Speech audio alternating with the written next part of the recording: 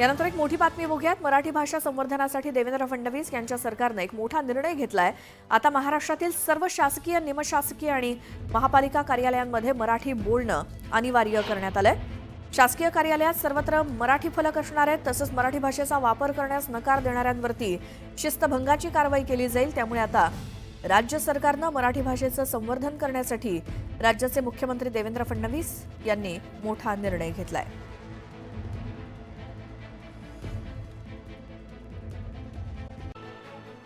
एक महत्त्वाची बातमी बघूयात। शनिवारी संसदेमध्ये केंद्रीय अर्थसंकल्प सादर करण्यात आला।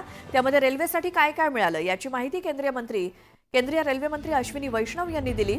आणि देशातील रेल्वेसाठी एकूण 2,52 कोटी रुपयांचं बजेट रेल्वेला दिल्याचं अश्विनी वैष्णव यांनी सांगितलं।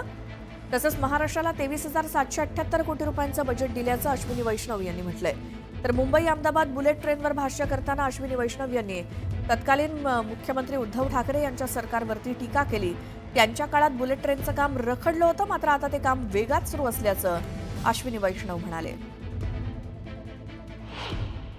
एलोकेशन इस साल रिकॉर्ड एलोकेशन है 23,778 करोड़ रुपए का एलोकेशन है। 23,778 करोड़।